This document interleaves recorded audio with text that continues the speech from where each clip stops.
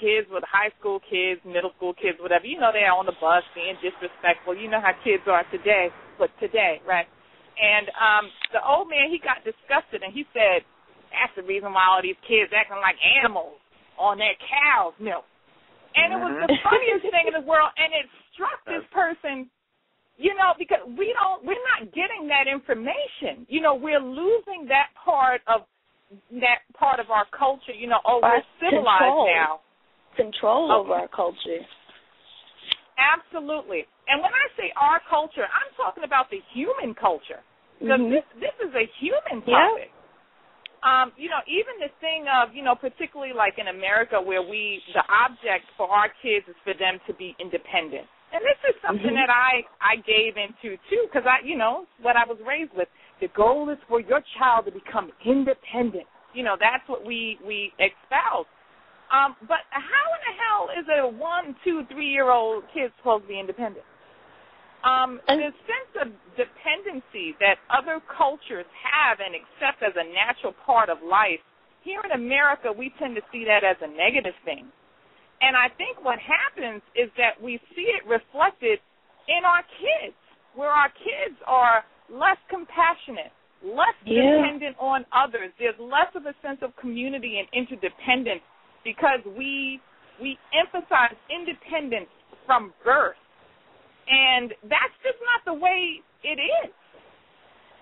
Well, I mean, you can look at the connection. The first disconnect comes from not being on the mother's breast milk. So you don't feel that sense of belonging. You feel detached from the gate. Exactly. You know, then it graduates from that. Yeah, it graduates from that to being put into your own crib and away from the mother's warmth and that bonding period with the mother and the father and so forth and so on. Absolutely. You know, and what you were saying earlier, for me as a man, I'm looking at it like this is great. I get to sleep. The baby wakes up. I don't got to get up and travel all the way to the other side of the house. Yeah, my husband was not mad. Like, he was not this is great. mad. I can watch the game. It affects their behavior, though. Like, it makes them spoiled. What as far as what? What? That's what people say. Like if you don't let your child, you know, if you let your child sleep with you and stuff like that, and you don't force them, you know, starting around 6 months and that type of thing, then the child's gonna get really spoiled. You know, they're not gonna be able to do anything. You ain't gonna be able to leave them with nobody. I mean, I'm just saying these are the things that I've heard like over and over. Okay, well, again. I have a question. I hear what everybody's saying, and I think. I don't really have I don't have children, and I haven't done my research, so I don't know which way I'm going to rear my children. However, I would like to interject and say that I believe the concern about giving your child some sort of independence is to prepare him to function in the society. When they become a certain age, they have to go to school, and children who do not learn that, you know, or who don't learn to become detached from their parents usually have a difficult time spending a full day in school.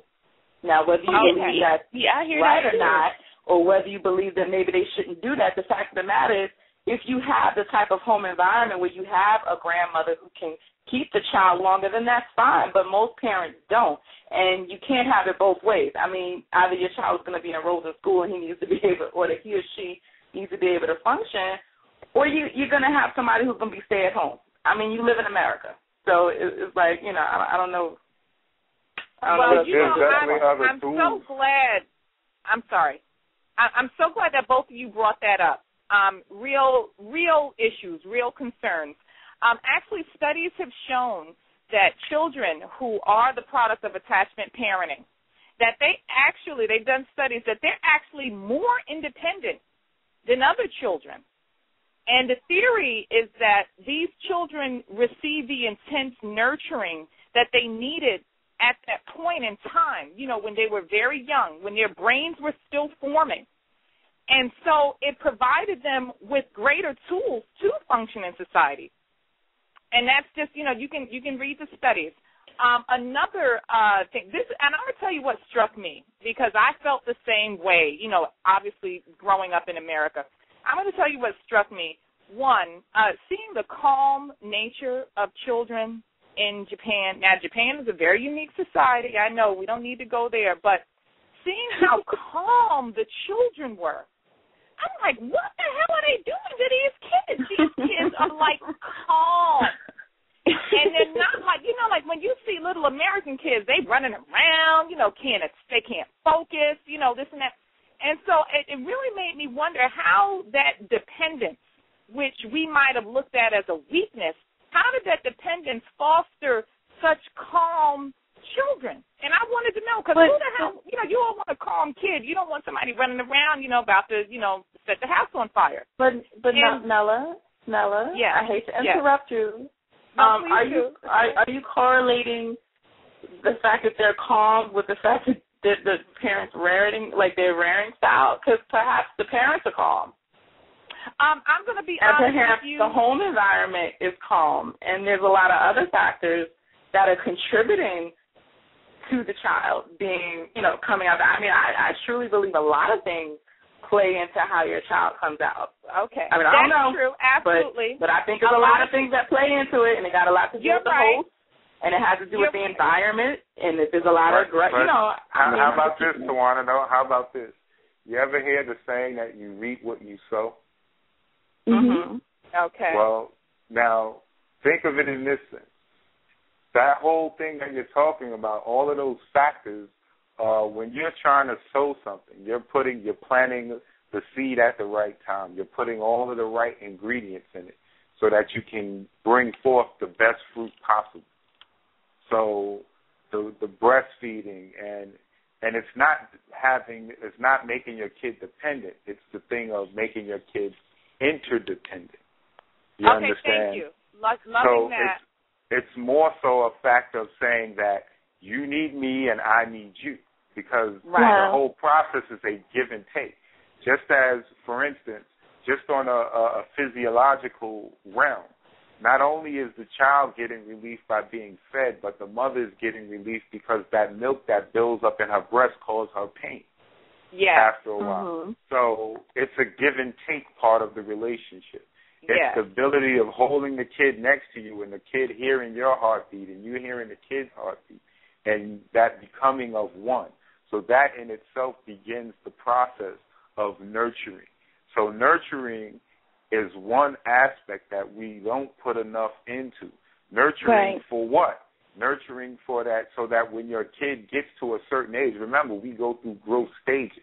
So if we get the proper things in our growth stages, once we get to that next level, we are already been prepared for that next thing. But the problem is here is that we're not giving our kids, for the most part, most of us are not giving our kids what is needed to prepare them for that next stage. That's what causes them to have the issues that they have.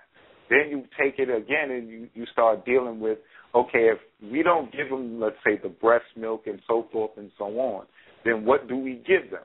So we'll give them cow's milk. Well, what consists of cow's milk in America? Well, you have 18 different drugs that are pumped into a cow. Yeah. 18 different. I'm not against breastfeeding. Don't get me wrong. I'm not saying you are. Okay. No, I'm not saying that you are, but I'm just to paint the picture of exactly what it is that's going into this whole process, because breastfeeding is only part of the process. Right.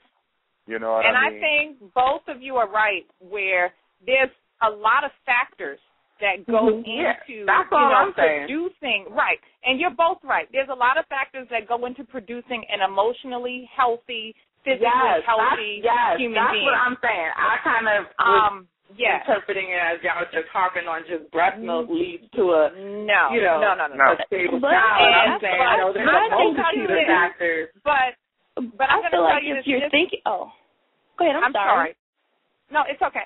Just as a parent or as a wannabe parent, when you know that there are factors that are in your control and factors that are beyond your control. Let's face it, whatever you can control, you're going to want to, try to do the best. So, and that's just really what it's about, just controlling the factors that you can control. And one of the other things that really was striking for me, besides the breastfed babies having a higher IQ, is they did a study on babies that, who were made to cry it out. And they said that during that period of time before, from birth to the age of 2, the brain, is developing rapidly, developing those synapses that are going to influence, the conditions already provided by heredity.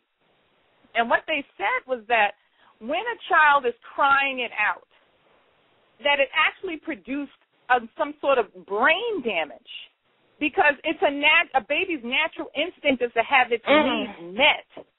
And what happened was it produced brain damage, which contributed to ADHD, which contributed to not being cause and effect, not being able to, properly distinguish and perceive cause and effect, which we know is a problem with our teens today, some of our adults today. It also affected, the way they process their environment. So as a parent, I would think if you have this information and you're armed with it, what's the worst thing in the world making sure that your baby's needs are met for that first 2 years? Crying it out, having the baby self-soothe is, when you think about it, is biologically wrong, in my opinion, because the baby cries for a reason. That's that baby's form of communication. To deny that baby crying and say, no, you take care of yourself, it's a freaking baby.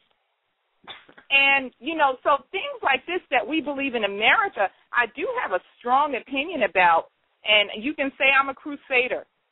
I would love to open up dialogues all across the country and all of our communities and say, hey, wait a minute, let's revisit the way we raise our children.